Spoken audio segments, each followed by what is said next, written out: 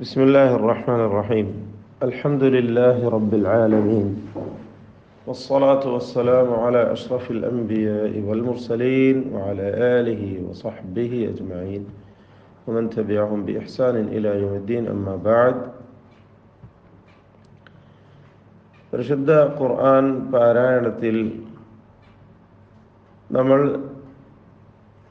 ശ്രദ്ധിക്കേണ്ട പല കാര്യങ്ങളും പലപ്പോഴും അവഗണിക്കപ്പെട്ടുകൊണ്ട് പാരായണം ശരിയായ വിധത്തിൽ നിർവഹിക്കാൻ സാധിക്കാതെ പല അബദ്ധങ്ങളും വന്നു ചേരും എന്നതൊരു സാധാരണ കണ്ടുവരുന്ന ഒരു കാര്യമാണ്, സംഭവിക്കാറുള്ള ഒരു കാര്യമാണ്. അക്ഷരങ്ങൾക്ക് ഹറക്കത്തുകൾ കൊടുക്കുക. അൽ ഹറക്കാത്തു സലാസ്, 3 ഹറക്കത്തുകൾ എന്ന് പറയുമ്പോൾ ഫത്ഹ, കസ്റ, ദമ്മ, അല്ലെങ്കിൽ ഫത്ഹ്, കസ്ർ, ദമ്മ് എന്ന് പറയുക. അകാരം, ഈകാരം, ഉകാരം എന്ന് മലയാളത്തിൽ അത് പറയുന്നു. ഈ ഹറക്കത്തുകൾ നൽകിക്കൊണ്ട് അക്ഷരത്തെ ഉച്ചരിക്കുവാൻ എടുക്കുന്ന സമയമാണ് ഒരു മാത്ര എന്ന് പറയുന്നത്. ഒരു മാത്ര, ഒരു ഹറക്കത്ത് ഉച്ചരിക്കുവാൻ എടുക്കുന്ന സമയം, അതിനാണ് ഒരു മാത്ര എന്ന് പറയുന്നത്. ഈ ഇത്രയും സമയം എടുത്തുകൊണ്ട് വ്യക്തമായി ഓരോ ഹറക്കത്തും ഉച്ചരിക്കേണ്ടതാണ്. ഫത്ഹ് അത് വ്യക്തമായി ഫത്ഹായി തന്നെയും, കസ്ർ കസ്റായും, ദമ്മ ദമ്മായും ഉച്ചരിക്കണം. ഇത് ഇവിടെ സംഭവിക്കാറുള്ള ചില കാര്യങ്ങൾ, പ്രധാനപ്പെട്ട അബദ്ധങ്ങൾ നമുക്ക് ഒന്ന് ശ്രദ്ധിക്കാവുന്നതാണ്. ഒന്നാമതായി നമ്മൾ അറിയേണ്ടത്, يجب على القارئ أن يفتح فمه عند النطق بالحرف المفتوح كهيئته عند النطق بالألف. ഒരു അലിഫ് നൽകിക്കൊണ്ട് അകാര ദീർഘം, ഫത്ഹിനെ ദീർഘിപ്പിക്കുമ്പോൾ അലിഫാണല്ലോ കൊടുക്കുക. ഒരു അലിഫ് നൽകിയ ഒരക്ഷരത്തെ ഉച്ചരിക്കുവാൻ എങ്ങനെയാണോ വായ തുറക്കുന്നത്, ആ രൂപത്തിൽ വായ വ്യക്തമായി തുറന്നു വെച്ചുകൊണ്ട് വേണം ഫത്ഹ് ഉച്ചരിക്കുവാൻ.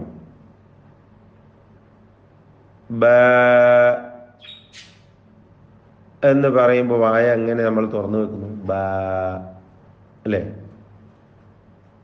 അങ്ങനെ തന്നെ ബ എന്ന് ഉച്ചരിക്കുമ്പോഴും വായ വ്യക്തമായി തുറന്നു വെച്ചുകൊണ്ട് ഉച്ചരിക്കണം. ഫത്ഹ് എന്ന് വെച്ചാൽ അലിഫിന്റെ ഭാഗമാണ്. നമുക്കത് മനസ്സിലാക്കാം ഇൻഷാ അല്ലാഹ്, അങ്ങോട്ട് പോകുന്നുണ്ട്. ഒരു മഫ്തൂഹായ ഫത്ഹ നൽകപ്പെട്ട ഒരക്ഷരം ഉച്ചരിക്കുമ്പോൾ നമ്മുടെ വായ എങ്ങനെയായിരിക്കും? അതാണ് ഇവിടെ ചിത്രത്തിൽ കാണിക്കുന്നത്. വ്യക്തമായി വായ തുറക്കണം എന്നതാണ്.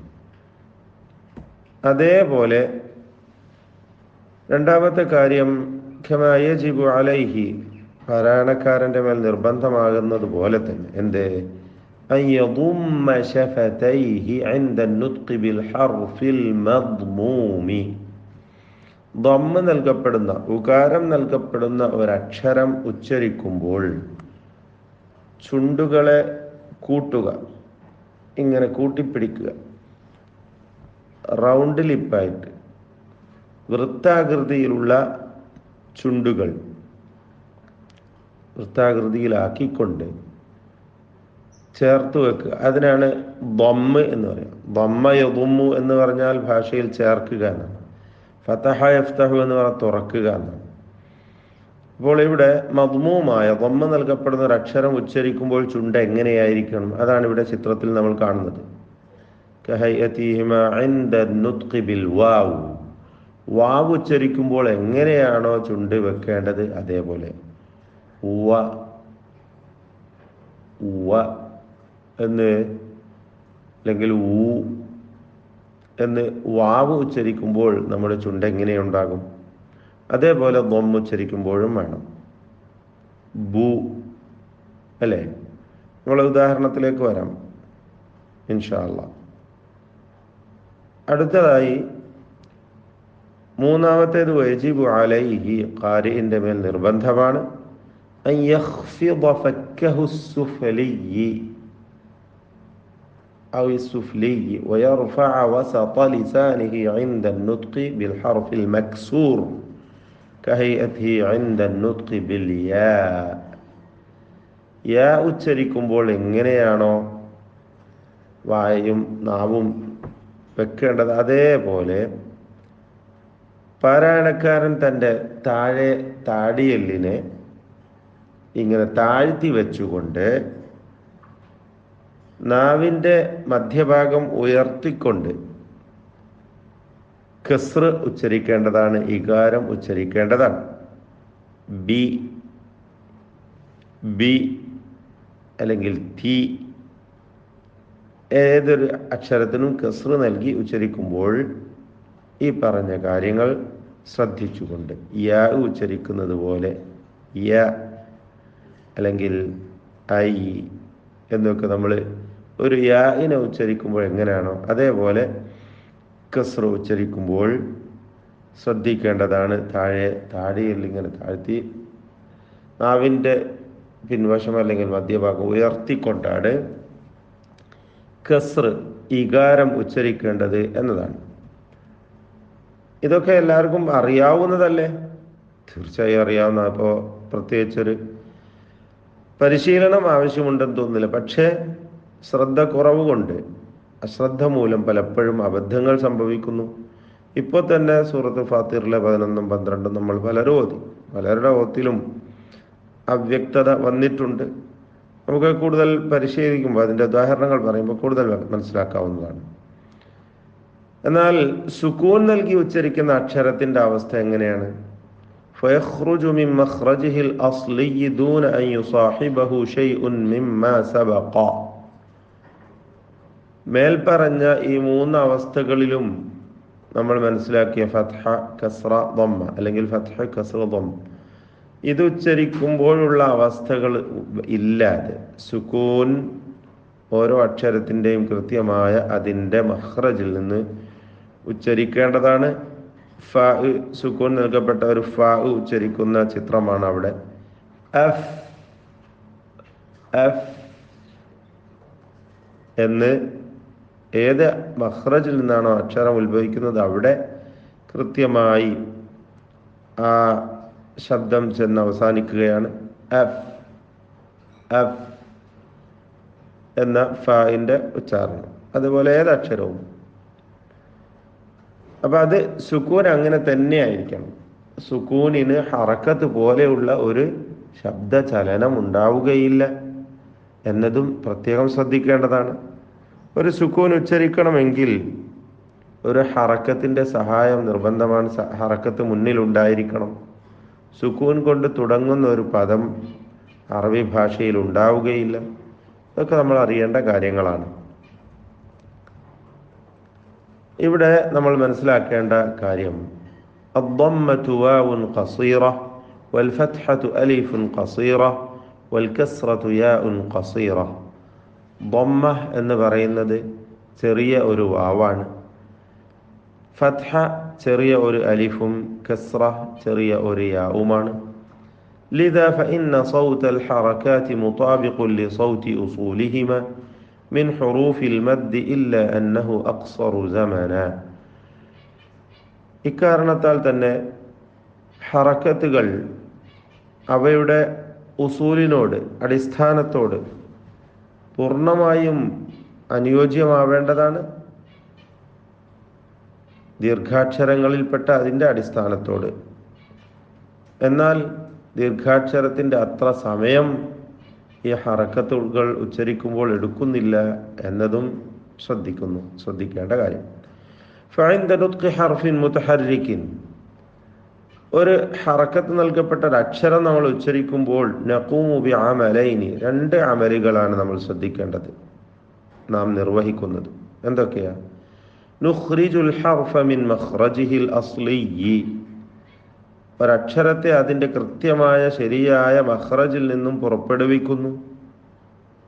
മിൻ ഗൈരി തത്വീലിൻ സായിദിൻ ലിസമനിഹി, ദീർഘാക്ഷരം നൽകി ദീർഘിപ്പിക്കുന്ന അവസ്ഥയല്ലാതെ അത്ര ദീർഘമില്ലാത്ത വിധത്തിൽ അതിനെ ഉച്ചരിക്കുന്നു.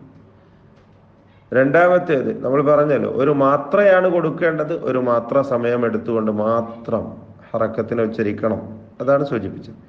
രണ്ടാമത്തേത് വയത്ബഉ ദാലിക മുബാശറതൻ മഖ്റജു അസ്ലിൽ ഹറക, ഹറക്കത്തിന്റെ അസ്ലിയായ യഥാർത്ഥ ഹറക്കത്തിന്റെ മഖ്റജ് ഉടനെ തന്നെ അതിനെ പിൻപറ്റുന്നതാണ് എന്നതാണ്.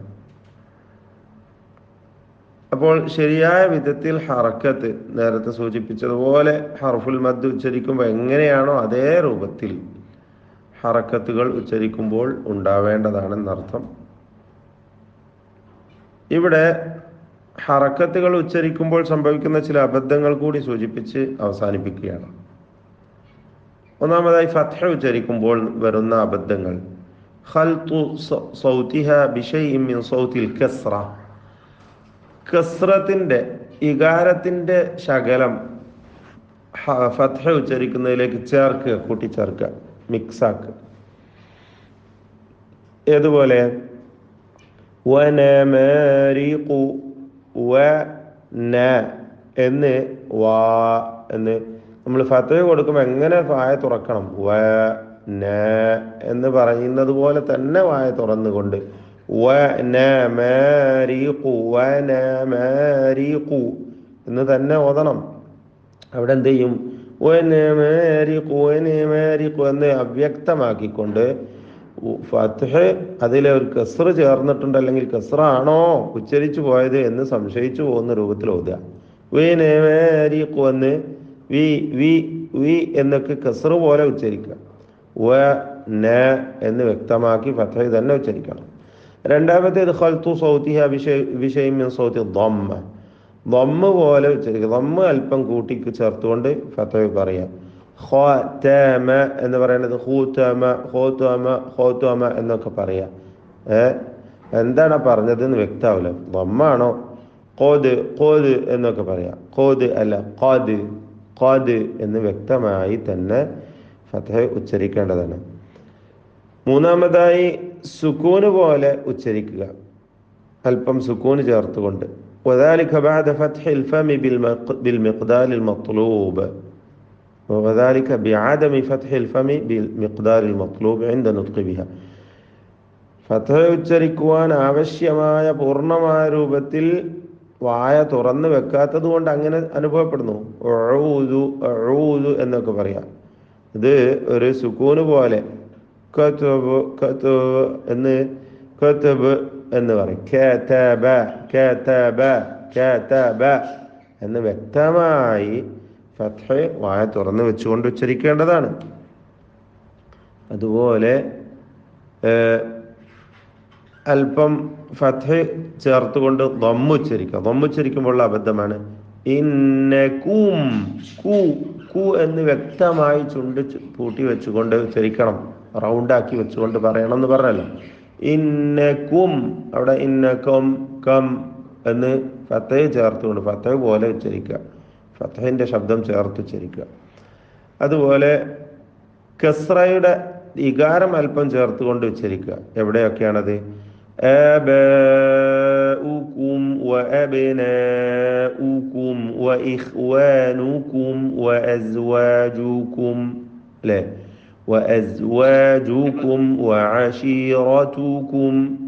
അവിടെ ആബാഇകും വഅബ്നാഉകും ഇക്കും എന്നല്ല ഉക്കും എന്നല്ല, ഒരു കസ്റ് ചേർത്തുകൊണ്ട് എന്താണ് പറഞ്ഞതെന്ന് വ്യക്തമാവില്ല. കസ്റ ആണോ? വഇഖ്വാനികും കിം വഇഖ്വാനികും വഇഖ്വാനുകും എന്ന് ചുരുക്കി പറഞ്ഞാൽ വായ എങ്ങനെയാണോ വെക്കേണ്ടത് ദമ്മ് ഉച്ചരിക്കുമ്പോൾ ആ രൂപത്തിൽ വ്യക്തമാക്കി ചുണ്ടുകൾ വൃത്താകൃതിയിൽ വെച്ചുകൊണ്ട് ദമ്മ് ഉച്ചരിക്കണം. അതാണ് ശ്രദ്ധിക്കേണ്ടത്.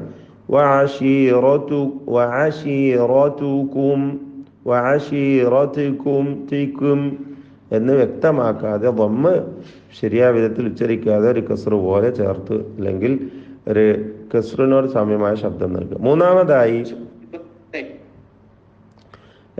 സുക്കൂന്റെ ശബ്ദം അതിലേക്ക് ചേർത്തുകൊണ്ട് ഉച്ചരിക്കുക. ചോദ്യം അവസാനം ചോദിക്കാവുന്നതാണ് ഇൻഷാ അല്ലാഹ്, നമ്മൾ ക്ലാസ് അവസാനിപ്പിച്ചതിന് ശേഷം.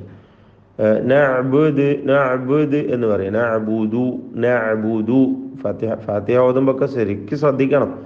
ഇയ്യാക നഅ്ബുദു നഅ്ബുദു നഅ്ബുദ് നഅ്ബുദു വ ഇയ്യാക എന്ന് സുക്കൂന് പോലെ ഉച്ചരിക്കുക എന്നത് തെറ്റാണ്, സൂക്ഷിക്കേണ്ടതാണ്. അതേപോലെ കസ്റ ഉച്ചരിക്കുമ്പോഴും ഫത്ഹ പോലെ പറയുക. ബിഹി ബിഹി എന്ന് പറയുന്നത് ബെഹ് ബെഹ് എന്ന് പറയുക. അൽ മഗ്രിബി അൽ മഗ്റബ് എന്ന് വ്യക്തമാക്കാതെ കസ്റനെ ഉച്ചരിക്കുക. അതുപോലെ അതിലേക്ക് സുക്കൂന് ചേർത്തുകൊണ്ട് ഉച്ചരിക്കുക. ഖൽതു സൗതിഹ ബിസ്സുക്കൂൻ വദാലിക ബിസബബി ആദമി റഫ്ഇ വസത്തിൽ ലിസാൻ, നാവിന്റെ മദ്യം ഉയരാത്ത കാരണത്താൽ. വആദമി ഖഫ്ദിൽ ഫക്കി സുഫ്ലി, താടിയിൽ താഴ്ത്തി വെക്കാതെ ഉച്ചരിക്കുമ്പോൾ സംഭവിക്കുന്ന അബദ്ധമാണത്.